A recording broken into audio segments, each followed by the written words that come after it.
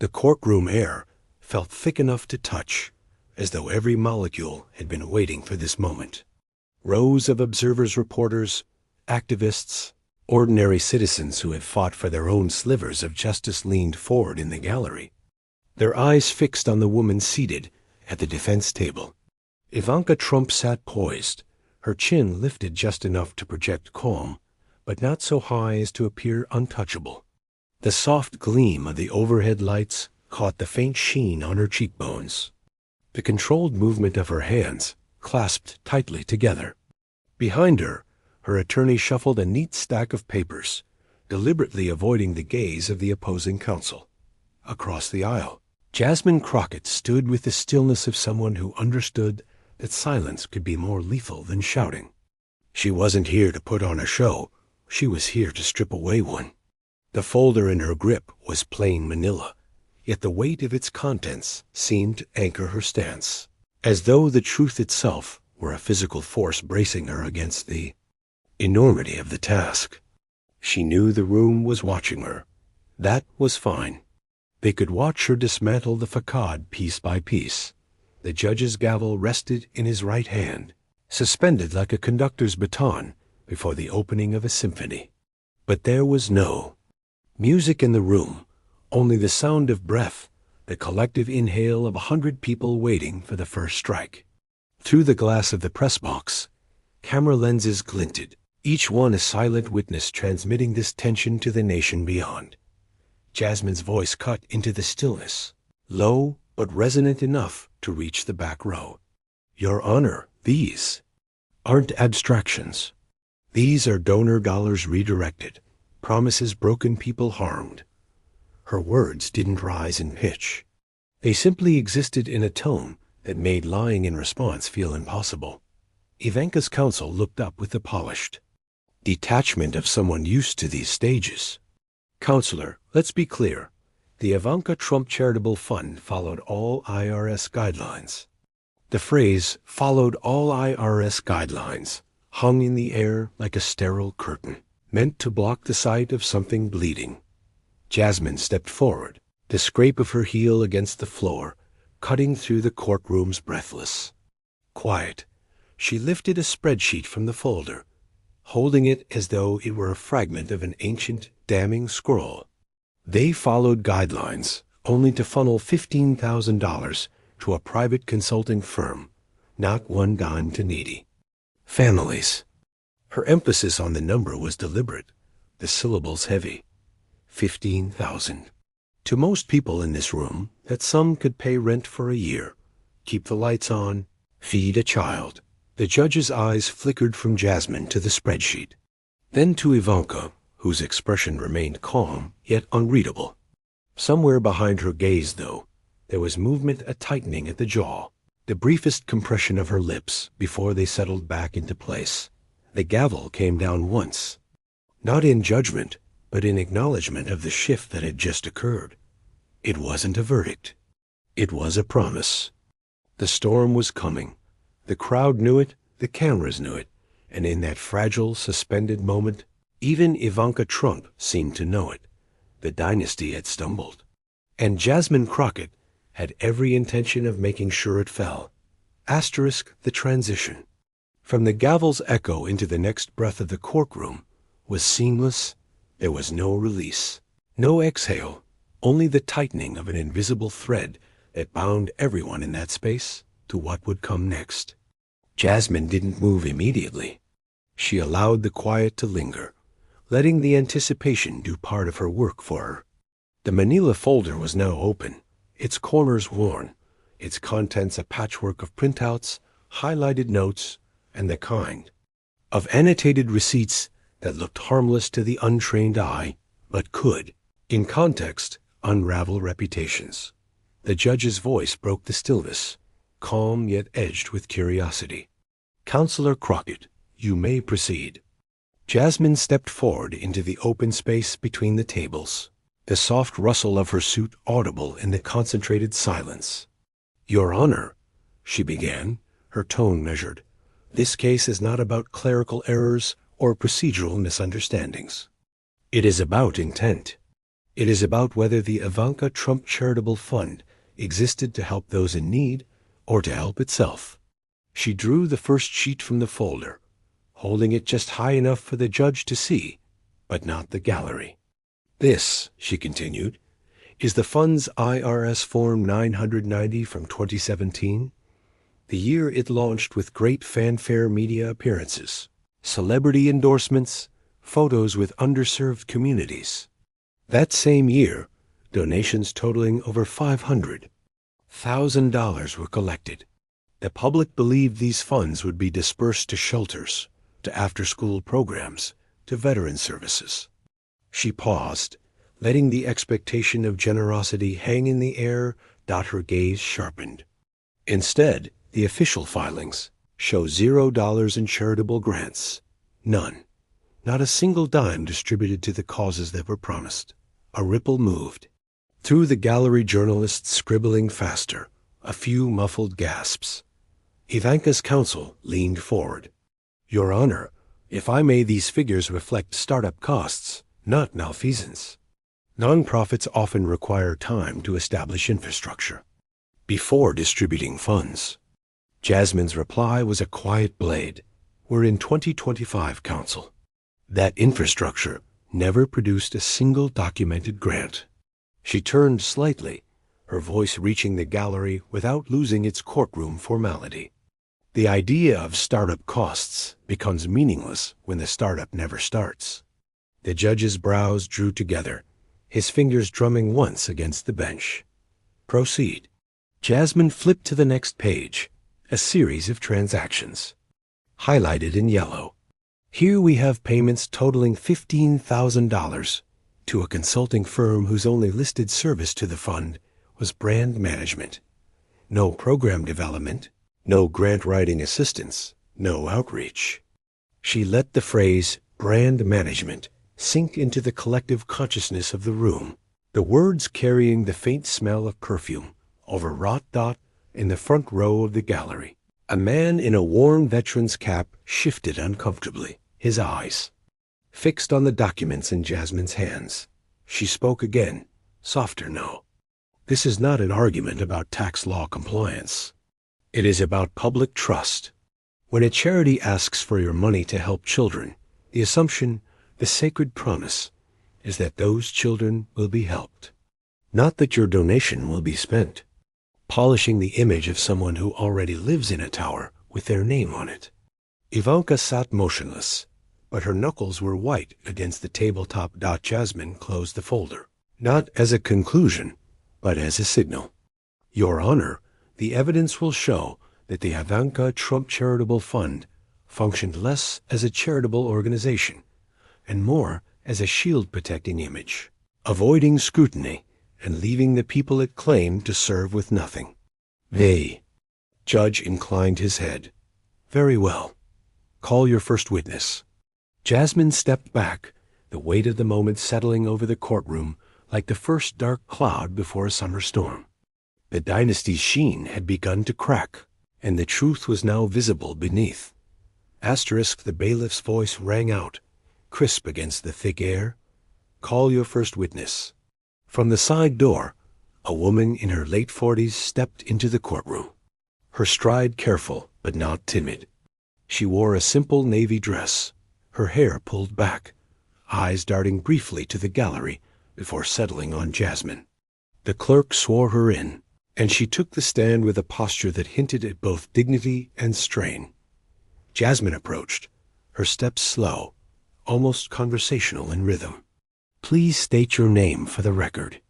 Margaret Daniels, the woman replied, her voice steady but quieter than she seemed to want. And what is your occupation, Miss Daniels? I'm the director of Hope Horizons, a nonprofit in Phoenix. We run programs for at-risk youth mentorship, tutoring, meals. Jasmine nodded. Tell us how you came to know about the Ivanka Trump Charitable Fund. Margaret's gaze shifted briefly to Ivanka, then back to Jasmine. In 2017, we received an email. It said we'd been selected as a potential grant recipient. $50,000. It was more than we'd ever been offered in a single grant. We sent in our proposal, photos of our facilities, even personal letters from the kids we serve. And what happened next? Jasmine's voice was soft, inviting her to fill the silence. They sent us a thank you letter. Said we were exactly the kind of organization they wanted to support, but the money never came. We followed up, but got excuses, delays, administrative reviews. Then, eventually, no response at all. A faint murmur stirred in the gallery. Jasmine took a small step closer. What was the impact of that missing grant on your organization? Margaret's composure wavered. We had to cancel our summer program. 50 kids, many of them relying on us for meals, were left without a safe place to go. Parents were desperate. Some kids ended up back on the streets. From the defense table, Ivanka's counsel rose. Your Honor, while we sympathize with Ms. Daniels' experience, there's no evidence my client's fund intentionally denied these funds. The judge gestured for Jasmine to continue. Jasmine kept her eyes on the witness.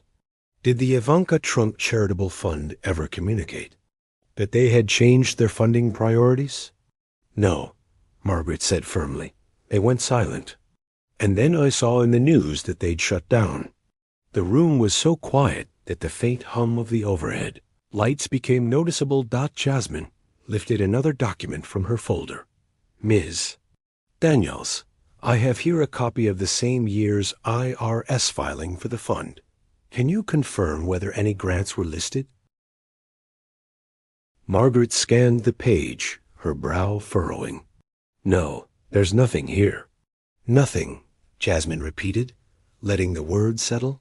The judge leaned forward, his tone deliberate. Counsel, proceed with caution. You're drawing a sharp line between a promised grant and the fund's documented activities. Jasmine nodded. That line is the whole point, Your Honor. Margaret's eyes glistened.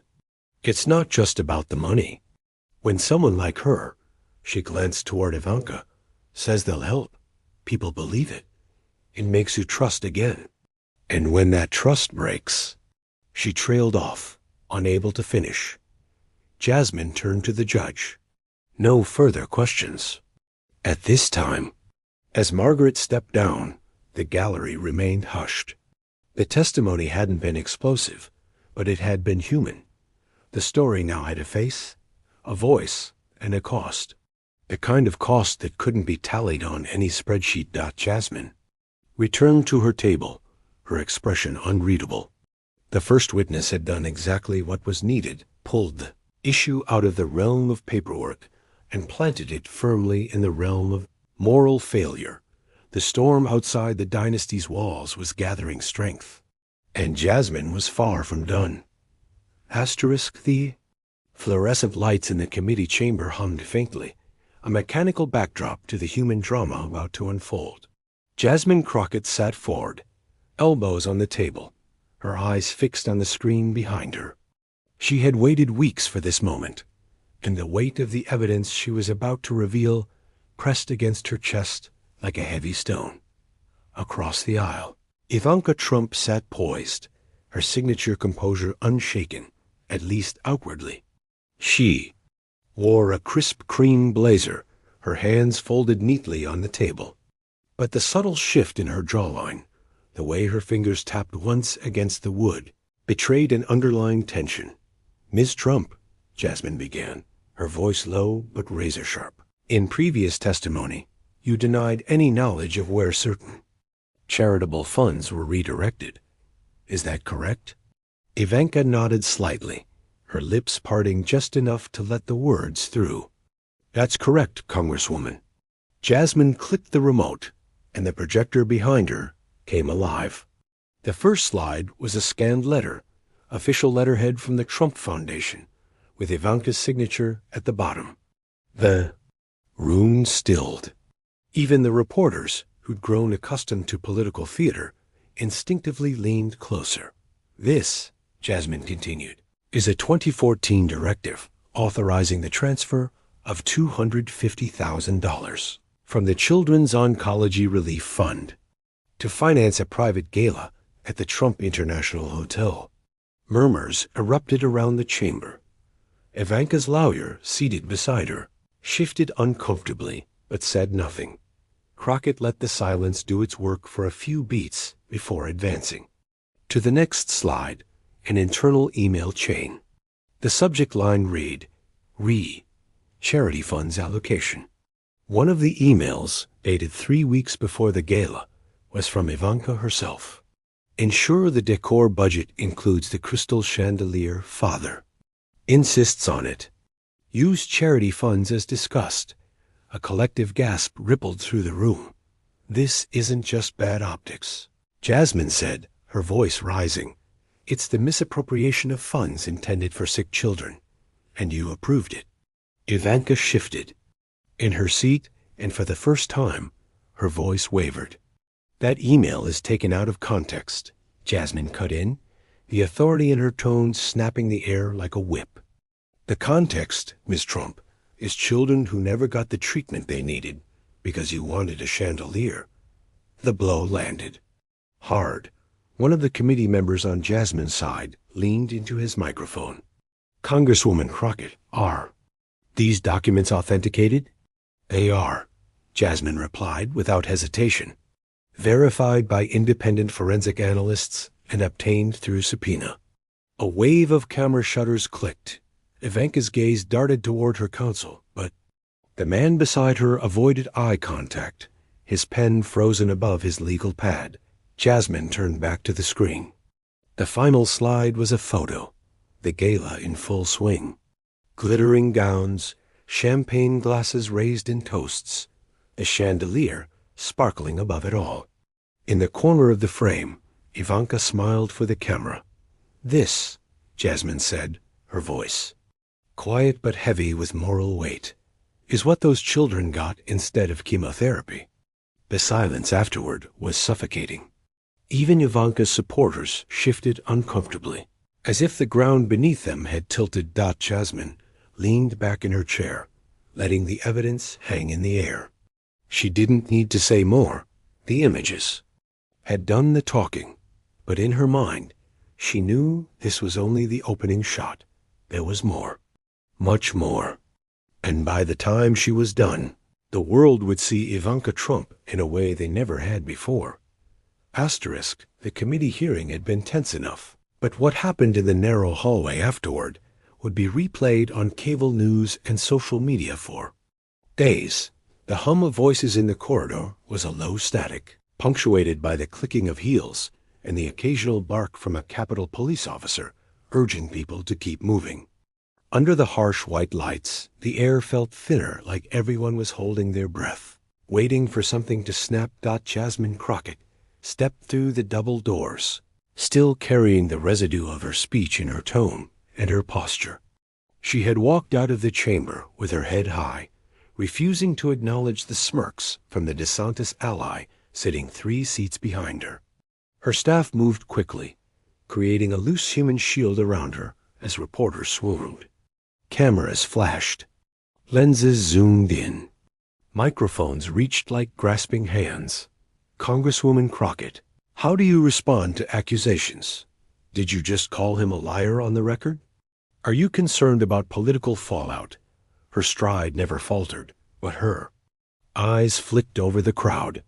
She recognized some of the faces.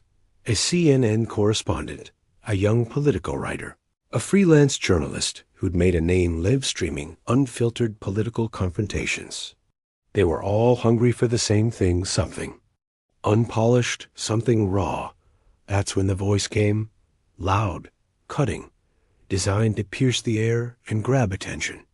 Hey, Crockett, how's the race-baiting business treating you? The words stopped more people than a gavel strike. A murmur rolled through the hallway as heads turned toward the source. Standing by the marble pillar was the man himself, Daniel Kershaw, the Florida congressman with close ties to DeSantis. His grin was practiced, almost lazy, but there was calculation behind it. He leaned casually on the pillar, like he was just making conversation at a cocktail party. Jasmine slowed her pace, pivoting slightly toward him. "I'm sorry," she said, her voice calm but carrying down the corridor. "Did you just say something worth responding to? Or should I let you keep embarrassing yourself?" Kershaw chuckled, shaking his head. "Oh, come on. You think you can get up there and sling accusations about my friends, and then just waltz out without hearing from me? I'm not like those folks who let you run your mouth unchecked." The crowd of reporters had now formed a semicircle, sensing that a confrontation was about to detonate. Phones rose higher. One of Jasmine's aides whispered, "We can just keep moving." She didn't? Unchecked? Jasmine took a step closer, the echo of her heels sharp against the marble. "Congressman, I came here to do my job. That means telling the truth. If that makes your friends uncomfortable, maybe you should ask yourself why." Kershaw's grin tightened. "Truth? Please? You've been reading Twitter headlines and calling it research. You want to drag Governor DeSantis into some fantasy scandal because you need the camera time." Jasmine tilted her head, almost amused. Interesting projection coming from someone who's had his face plastered on Fox News every night this month. "Tell me, did they script that line for you, or was it all yours?" A ripple of laughter moved through the press. Kershaw's jaw shifted slightly, but he didn't back down.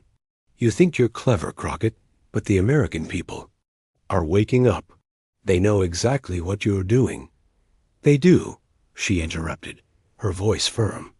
"They know I'm standing here, refusing to let bigotry slide under the guise of politics. They know I'll call it out in the chamber, in the hallway, on the record, and off.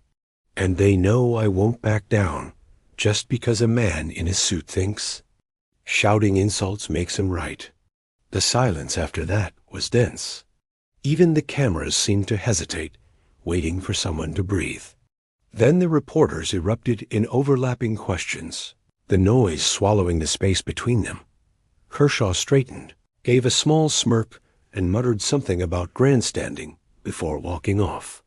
Jasmine turned back toward the exit, her head high again, but this time there was a flicker of something harder in her expression, a warning that this was far from over. And she was right. That hallway exchange would be clipped, captioned, and posted before she even reached her office. By sunset, it wouldn't just be a story, it would be a battleground. Asterisk. The air inside the committee room was cooler now, but it didn't feel that way. Every eye was trained on the rectangular oak table at the front, a table that now seemed less like furniture and more like an altar where reputations would be sacrificed. Jasmine. Crockett leaned forward, her elbows resting lightly on the polished surface, posture calm but unmistakably poised for attack. Before her lay a stack of neatly organized folders, tabs sticking out in sharp little colors: red, yellow, blue. The media lenses trained on her caught a subtle detail. Each color represented a different category of misconduct. Opposite her, Derek Whitmore's attorney, a silver-haired man with the serene confidence of someone who had buried scandals for decades, flipped through his own binder. His tone was polite, but Jasmine caught the faint tremor in his hands. He already knew. The next hour could shatter more than just his client's political standing. "Let's be very clear about why we're here," Jasmine began, her voice even but carrying to the back of the room. "Mr. Whitmore has denied these allegations, called them fabrications, and suggested the witnesses are politically motivated. But denials are meaningless when the evidence speaks louder than rhetoric." She reached for the first folder blue.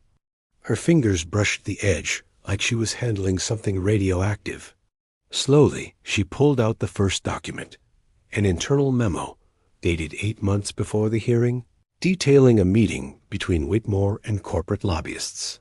"This," she said, holding it high enough for the press cameras to zoom in, "is not speculation. This is not hearsay. This is your signature, Mr. Whitmore." A ripple went through the crowd's soft murmurs, a few sharp intakes of breath. Whitmore sat still, but his jaw tightened. His attorney leaned in and whispered something. Jasmine caught the words out of context.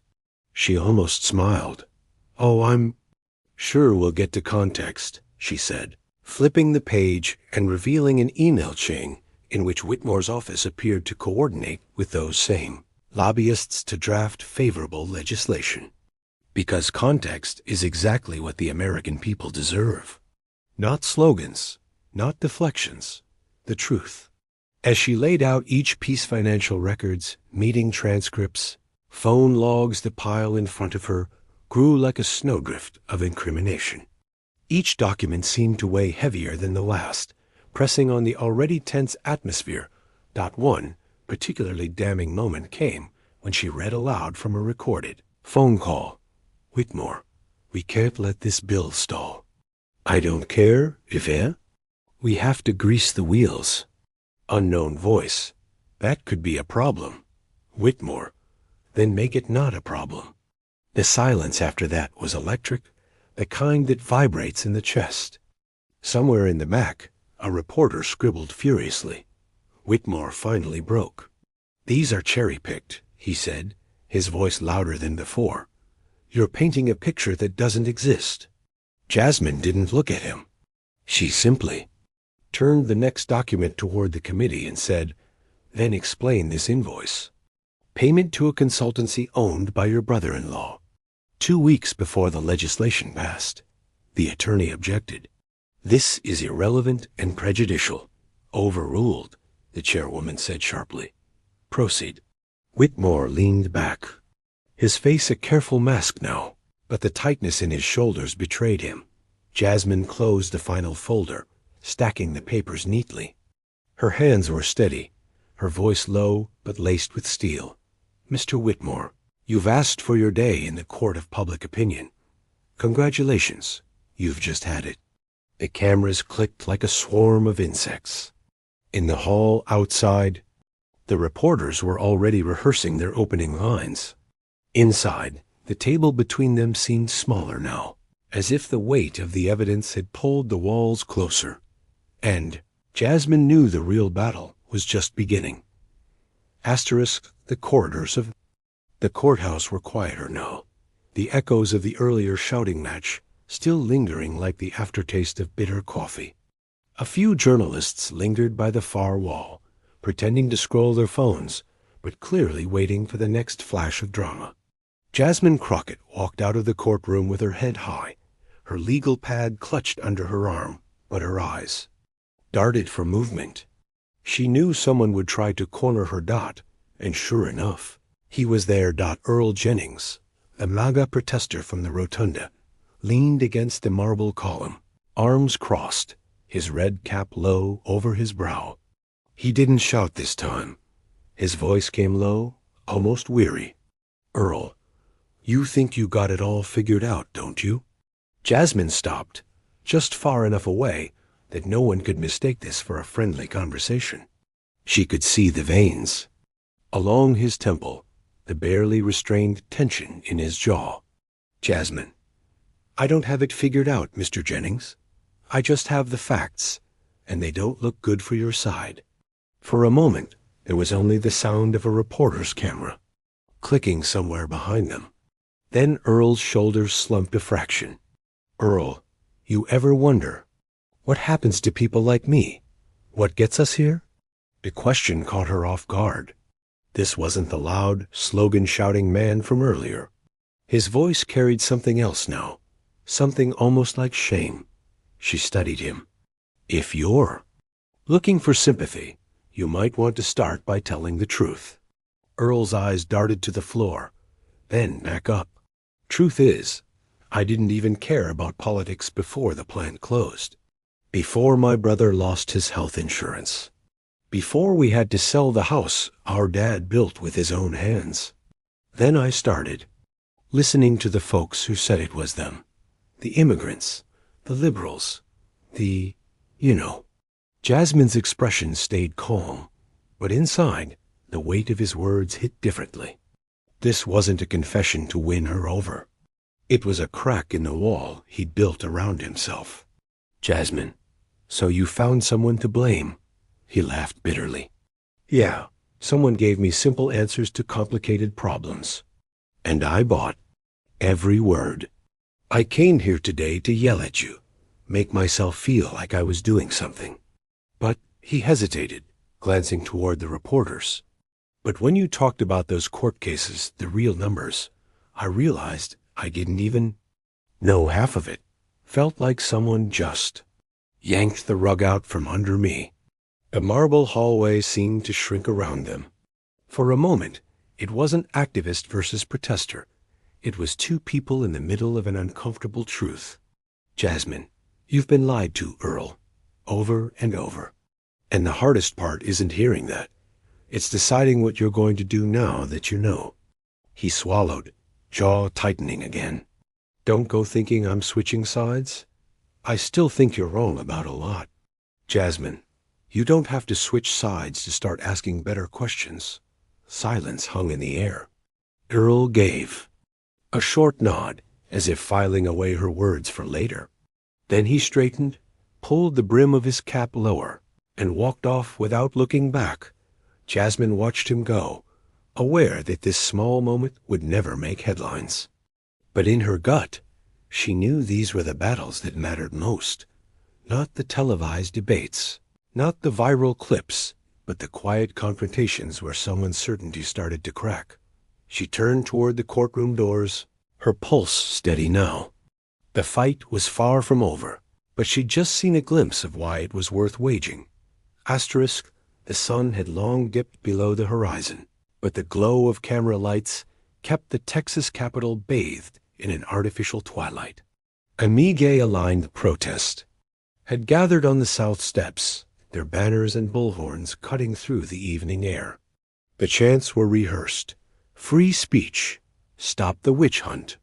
But the energy was restless, unfocused. At the center of it, Congressman Mark Hafford stood with his fists on his hips, jaw jutting forward like a soldier awaiting orders. Hafford had expected a tight-knit rally.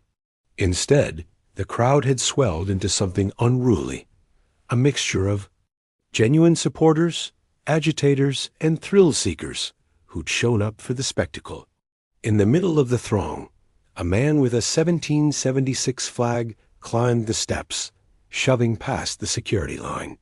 Cameras caught the scuffle, broadcasting it live. Inside, Jasmine Crockett watched the scene unfold on a TV monitor in the hallway outside the chamber. Her staff huddled around, phones buzzing with texts from allies and reporters.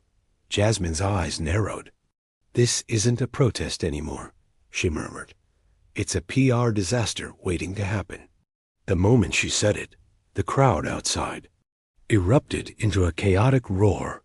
A protester had grabbed a bullhorn and started shouting conspiracy theories about her, twisting her past cases, fabricating quotes. Another banged on the heavy oak doors of the Capitol, yelling that the people demanded to see her. Security moved in, forming a barrier. But the cameras didn't focus on the disturbance. They zoomed in on Hafford, who was now clearly losing control of the event he'd helped organize. His attempts to calm the crowd only made him look weaker. His voice cracked over the loudspeakers as he pleaded for civility, a word his own rhetoric had undercut for months. Jasmine's comms director, Raina, leaned toward her. "They're melting down out there. If you want to end this narrative on your terms, now's the time." Minutes later, Jasmine stepped outside. The crowd's noise dipped, replaced by murmurs. She didn't use a bullhorn. She didn't need one. Her voice was firm, her posture steady. "I came here to work for the people of Texas," she began, looking directly into the television cameras. "But tonight, I see something else. I see a political stunt, one that's distracting from the real issues hurting our communities." A man in the front row shouted, "You're afraid of the truth." Jasmine didn't flinch. She took a slow step forward, closing the space between her and the protesters. "If the truth is what you want, let's have it," she said. "The truth is that this rally was organized by people who would rather shout than solve problems. The truth is that you've been lied to about me, about my work, and about what's really happening in this state. And the truth is, when the cameras go away, those same people will leave you with nothing but anger and empty promises." The murmurs grew louder, and for a moment the crowd's energy shifted. A few lowered their signs. Even some reporters exchanged glances, the kind that meant a new headline was taking shape. Hafford stood frozen, caught between the crowd and the woman dismantling his narrative in real time. One of his aides whispered something into his ear, and he stiffly retreated down the steps. Abandoning the microphone dot by the time Jasmine turned to walk back inside, the chants had thinned. The protest hadn't ended, but it had lost its fire, and the images flooding social media weren't of an angry mob demanding her resignation, but of her standing on the steps, calm and unshaken, while her opponents faltered in the background. The protest was supposed to be a show of force. Instead, it had become a public unraveling, and Jasmine had just made sure everyone saw it. Asterisk, outside the courthouse, the August sun blazed against the concrete steps, turning the plaza into a shimmering stage for confrontation. A swarm of protesters, divided by ideology and by makeshift barriers, chanted in dueling cadences. On one side, Crockett's supporters held signs reading "Truth is patriotism" and "Facts over fear." On the other, a mix of DeSantis loyalists and far-right activists waved flags, some adorned with aggressive slogans, others with veiled threats. The tension had been simmering all morning, but now, after whispers that the hearing inside was about to take a dramatic turn, the energy began to shift. It wasn't the loud, chest-thumping anger that marked the early hours. No, this was quieter, focused, the kind of silence that comes when the air thickens before a summer storm.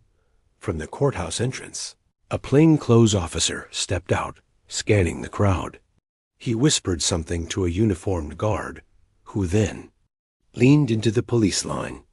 The murmurs rippled outward like an invisible wave. A few people stopped chanting. Some pulled out their phones, and then, from the far end of the barricades, a new presence arrived, a convoy of black SUVs gliding to a halt with unnerving precision. The crowd's focus snapped like a magnet toward the tinted windows. Cameras lifted. Chants faltered. Crockett herself hadn't left the courthouse yet, but the mere sight of the vehicles suggested someone important, someone whose arrival could tilt the balance of public opinion, was about to enter the fray. The door of the lead SUV swung open. Out stepped a figure in a sharply pressed navy suit, DeSantis' senior political strategist, a man known for turning messy optics into political gold. He didn't need a bullhorn. His presence alone was a provocation. On instinct, Crockett's supporters moved closer to the barrier, voices rising again. The strategist didn't smile, didn't wave. He just stood, letting the cameras find him, letting the moment breathe. Then, deliberately, he walked toward a cluster of reporters waiting between the rival crowds. Microphones shot forward like spears. "We are here," he began, voice cool, "to ensure that the lies being peddled inside this courthouse don't go unanswered." Gasps, boos, and cheers collided in the air. Crockett's supporters erupted, but their chants were drowned by a surge of counter voices from the other side. Across the barrier, a young black woman with a bullhorn, one of Crockett's grassroots. Organizers lifted it to her lips. "The only lies," she shouted, "are coming from the people trying to silence the truth." The sound punched through the noise like a flare in the night. The strategist turned, locked eyes with her, and smirked. "Miss, you wouldn't know the truth if it—" He didn't finish. A commotion broke out at the rear of the pro-DeSantis crowd. Someone was pushing forward, shoving past others with reckless force. A man in a red cap appeared, waving a large placard over his head. At first, it seemed like just another loud protester, but then the sign slipped from his hands, revealing A glass bottle clenched tight. Police moved instantly, surging through the crowd. The man shouted something incoherent before being tackled to the pavement. The glass shattered harmlessly on the ground, but the image was enough photographers captured it in crisp, damning frames. Within minutes, those images would hit social media, igniting narratives that neither side could fully control. The mood changed in an instant. The shouting became ragged, uncertain. Some protesters looked shaken. Others, emboldened, pushed closer to the barriers. From inside the courthouse, the heavy wooden doors swung open. And there, framed in the doorway, stood Jasmine Crockett's shoulders. Squared, gaze locked forward, flanked by two aides. She took in the scene below with a single sweep of her eyes. Her face unreadable. It was as if the whole crowd inhaled at once, waiting to see what she would do next. And that's when she stepped forward. The courtyard had gone silent, though. Attention remained palpable. Jasmine Crockett's presence alone commanded attention. Every camera lens seemed to pivot toward her. Every reporter craned their neck. And even the protesters who had shouted minutes before froze mid-step. This wasn't performance. It was strategy, and she knew it. Jasmine raised her chin slightly, letting the sun catch her profile. "I understand anger," she began, voice calm but carrying across the plaza, "because I've lived with it. I've seen the pain that comes from broken promises, from leaders who ask for trust and deliver. Disappointment. I've seen the fear in the eyes of people left behind when donations never reached the children they were meant to help." A few steps forward, and she held her hands open, non-threatening, measured. "But anger," she continued, "does not excuse ignorance, nor does it excuse manipulation. You have been used, misled by headlines, by rhetoric, by the illusion that shouting louder makes the truth bend to your will." A ripple passed through the crowd. Some of the protesters' faces softened. Others tightened, resisting, but it was noticeable. Uncertainty had entered the fray. Jasmine's voice grew firmer, deliberate. The Ivanka Trump Charitable Fund promised help. Real help. Not photo ops. Not gala dinners. Not private benefits. For the few while leaving the many behind. And that is what we're holding them accountable for: truth, transparency, justice. She paused, letting the words land. Cameras clicked, capturing the subtle tilt of her head, the calm authority that refused to be rattled. The social media live streams instantly amplified her presence. Hundreds of viewers, then thousands, then tens of thousands, watching a single woman hold her ground against a sea of noise. "Now," she said, voice rising slightly, "you can scream, you can wave flags, you can chant slogans. But if your energy is spent on spectacle rather than action, you're still part of the problem." Across the plaza, Hafford and the remaining MAGA organizers exchanged uneasy glances. Their carefully constructed narrative, the angry mob, chaos, the optics of a political threat, was unraveling in real time. A handful of their most vocal supporters began to lower their signs, their chants faltering. Jasmine leaned slightly forward. "I'm not here to silence you. I'm here to demand accountability. I'm here to remind everyone watching inside this courtroom, outside these walls, across the nation, that leadership is measured not by photo ops or sound bites, but by the lives we choose to protect and the promises we keep." A hush settled over the plaza, the kind that precedes a turning point. The crowd's anger had not disappeared, but it had shifted. The uncertainty now hung heavy, a subtle recognition that someone had articulated the truth they couldn't dismiss. Then Jasmine stepped back slightly, letting her presence linger, letting the silence speak. Cameras followed her every movement, capturing the grace, the authority, the unwavering commitment to the facts. Reporters whispered into microphones, framing it as a moment of moral reckoning. Social media exploded, with clips of her speech circulating faster than any staged protest. For the first time that day, the Maja organizers realized they were not controlling the narrative. They were part of it, but the story had already shifted. The crowd, divided before, now felt the pull of a singular focus, the accountability Jasmine demanded. She turned and walked toward the courthouse doors, each step deliberate, measured, and unflinching. Behind her, the plaza remained tense but transformed. The spectacle had been neutralized, the energy redirected, and the stage for the next chapter in the courtroom battle had been firmly set. And inside those doors, Jasmine knew the next confrontation would be decisive. The evidence had been exposed. The public had witnessed her authority, and the dynasty she challenged could no longer hide behind image alone. The turning point had arrived. The courtroom was suffused with a tense hush, a palpable anticipation that seemed to make the air itself heavier. Reporters from every major outlet crowded the back, cameras trained, microphones poised, while spectators in the gallery leaned forward, some gripping the wooden benches as if holding on could somehow influence the outcome. Every eye turned toward the front, where Jasmine Crockett stood, folder in hand, the culmination of weeks of investigation and months of public scrutiny, ready to be laid bare.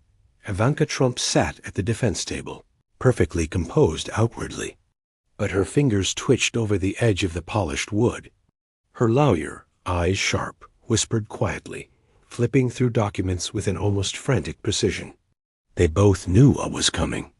They had seen the pieces, the leaks, the testimony, and now the gallery of public and press scrutiny bore down like a tidal wave. Jasmine opened with a measured tone, calm but edged with authority. Your Honor, members of the court, this case is not just about dollars and accounting. It is about trust. It is about promises made to vulnerable children, and families, and promises broken. The evidence before you is clear, undeniable, and indisputable. She placed the first document on the evidence stand, a spreadsheet detailing redirected funds. The numbers glimmered under the courtroom lights. This is the 2014 allocation of the Ivanka Trump Charitable Fund. You will notice that thousands, earmarked for children's programs, were instead funneled to private events and consultancies. The judge's eyes narrowed, leaning forward. Counselor, are these figures verified?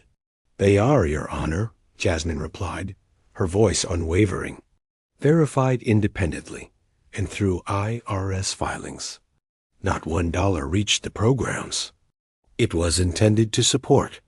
A murmur swept through the courtroom. Ivanka's attorney rose, voice smooth but defensive. Your Honor, the charitable fund operated within the bounds of federal regulations. Any allegations of misdirection are speculative and taken out of context. Jasmine didn't flinch. She clicked to the next slide a series of internal emails showing approvals signed by Ivanka herself, detailing the fund's redirection of money. The room went still. She read aloud, ensure gala expenditures are prioritized. Funds are to be allocated accordingly. She let the sentence hang. Cameras flashed. Ivanka's composure faltered for a split second, a glance downward, a breath that seemed too long.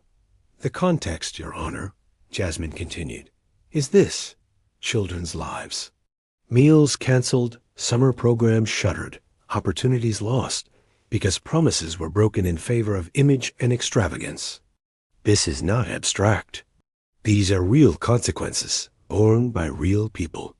Margaret Daniels, the nonprofit director from Chapter 3, was called again, and this time she testified live. Her voice was steady but raw. We had to cancel our programs. Kids went hungry. Families were disappointed.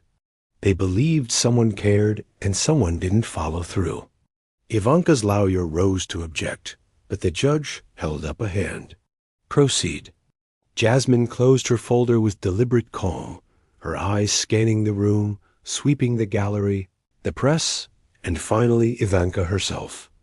We are not here to vilify. We are here to ensure accountability. Every document, every email, every testimony is a testament to what happens when trust is commodified and children are made collateral. And that is why justice must be clear, public, and decisive. For a moment, the courtroom was entirely still, each breath, each heartbeat echoing. Ivanka sat frozen, the weight of public and legal scrutiny pressing down. Jasmine's calm intensity had reframed the entire case, no longer a legal technicality, but a moral reckoning. The gavel hovered. The judge exhaled slowly. Counselor Crockett, your case is compelling. The court will deliberate on these findings with the gravity they deserve. Jasmine nodded once, understated, as if the finality had already begun. The storm outside and inside the courtroom had converged, and her methodical, relentless pursuit of truth had set the stage for what the world would now witness. Accountability, exposure, and a dynasty confronted by the very promises it had failed to keep. The courtroom erupted not in chaos, but in the quiet, resolute understanding that the battle had been won, at least in moral terms. The courtroom had emptied, but the echo of what had transpired lingered like smoke in the air. Outside, the sun was beginning to set over the Capitol dome, casting long shadows across the marble steps and amplifying the sense of finality. Cameras still lingered, capturing the last flashes of reporters filing their notes and the occasional tourist or staffer who had stayed too long. Unknowingly witnessing history in real time, Jasmine Crockett walked down the aisle with measured steps, her heels clicking softly against the polished floor. Each stride carried the weight of weeks of preparation, months of investigation, and years of moral certainty. The folder she had carried to the evidence table was now tucked under her arm, the papers inside no longer just documents, but symbols of accountability. Outside, a small crowd had gathered. Many had followed the case from its inception. Parents whose children were impacted, volunteers from nonprofits left scrambling when promised funds vanished, journalists who had chronicled every twist, and ordinary citizens drawn by the unfolding political drama. They watched as Jasmine emerged, her expression calm but resolute. She raised her hand briefly in acknowledgement, a gesture of solidarity and triumph. Cameras captured it, microphones amplified it, social media exploded. Clips from the courtroom and hallway confrontations had already gone viral, circulating faster than any press release or official statement could. Hashtags demanding transparency and accountability trended nationwide. The story was no longer contained within the walls of the courthouse. It had become a public reckoning. Behind her, Ivanka Trump's legal team departed quietly, faces tight with tension. The charitable fund's PR machinery attempted to spin the narrative, but the damage was irreparable. The public had seen the evidence, heard the testimony, and witnessed the moral clarity that Crockett brought to the proceedings. For a figure so reliant on image, the exposure of misdirection and empty promises was devastating. Jasmine addressed the press, her tone unwavering. This is what accountability looks like. Not slogans, not photo ops, not staged speeches. It is the courage to confront uncomfortable truths, to demand transparency, and to fight for those who cannot fight for themselves. Let this be a reminder. No amount of power or privilege can shield you from responsibility. As she spoke, members of her team discreetly handed out printed summaries of the court filings to local journalists and community leaders. They were not just documenting the legal facts, they were cementing the narrative, ensuring the story could not be distorted. By nightfall, the plaza had emptied, leaving only a few scattered individuals and the lingering hum of distant traffic. Jasmine paused on the steps, looking back at the courthouse. She thought of the children affected, the nonprofits forced to cut programs, the volunteers whose faith had been shaken, and knew this moment was as much theirs as it was hers. In the days that followed, the consequences rippled outward. Investigations into the charitable fund intensified. Political commentators dissected the legal and ethical ramifications. Social media discussions swelled, not with outrage alone, but with reflection on civic responsibility and the cost of unchecked privilege. Jasmine Crockett's campaign for justice had not only exposed wrongdoing, but had redefined the public's understanding of accountability. She had turned a spectacle, a staged confrontation, and a mismanaged protest into a lesson in moral clarity and strategic precision. And though the fight for transparency and integrity was far from over, one thing was undeniable: the dynasty built on appearances had been forced to reckon with the reality it could not escape. For the citizens watching, the lesson was clear: truth, persistence, and courage can pierce even the most carefully constructed illusions. Jasmine descended the final step and disappeared into the evening crowd, leaving behind a courtroom, a plaza, and a nation reminded that justice is not a matter of privilege, it is a matter of principle. Asterisk. The courtroom had emptied, yet the weight of what had unfolded lingered like a storm that had just passed. Outside, the late afternoon sun slanted across the marble steps of the Texas Capitol, painting long shadows that seemed to echo the gravity of the day.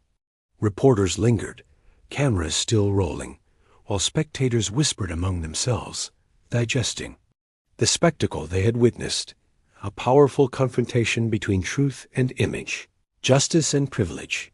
Jasmine Crockett emerged from the courthouse doors with a quiet, commanding presence. Every step was deliberate, her posture unyielding, her gaze steady. The folder she had carried like armor all day stacked with emails, spreadsheets, and internal memos was now tucked under her arm, transformed from evidence into a symbol of accountability. Behind her, the courthouse loomed like a silent witness to the reckoning that had taken place inside. On the steps, a small crowd had gathered, drawn by curiosity, hope, and the promise of clarity. Parents whose children had been affected by misdirected funds, nonprofit volunteers who had seen programs shuttered, and journalists who had chronicled the case waited expectantly. Jasmine raised her hand slightly in acknowledgement, and cameras captured it in slow-motion flashes, broadcasting it to thousands more through live streams. Social media erupted within minutes. Clips of the courtroom drama and the hallway confrontations went viral, the hashtags #TruthMatters and #accountability trending nationwide. Ivanka Trump's legal team slipped quietly from the building, faces tight with tension. The charitable fund's PR statements attempted to spin the narrative, but the public had already seen the evidence, the emails, the redirected funds, the testimonies of affected nonprofits. The image of a dynasty built on public goodwill and private gain had fractured irreparably. Jasmine addressed the waiting press with calm authority, voice cutting through the lingering noise. "This is accountability," she said. "Not staged photo ops, not carefully curated headlines. It is the courage to confront uncomfortable truths and demand transparency. It is fighting for those who cannot fight for themselves. Let today be a reminder. Privilege does not exempt anyone from responsibility." Behind her, staff quietly distributed printed summaries of the court filings, ensuring journalists and community leaders could report with clarity. The goal was simple: to anchor the narrative in fact, leaving no room for distortion or distraction. By evening, the plaza had thinned to a few lingering spectators and the distant hum of traffic. Jasmine paused at the top of the steps, glancing back at the courthouse. She thought of the children whose programs had been canceled, the families who had been disappointed, the volunteers whose trust had been shaken. This moment belonged to them as much as to her. In the following days, the ripple effects became evident. Investigations into the charitable fund intensified. Political analysts debated the moral and legal implications. Social media conversations shifted from outrage to reflection, focusing on civic responsibility and the consequences of unchecked privilege. Crockett had not only exposed wrongdoing, she had reframed the story, turning spectacle into strategy, chaos into clarity, and confrontation into moral reckoning. Though the battle for transparency and integrity continued, one truth was undeniable. The dynasty built on appearances had been forced to confront reality.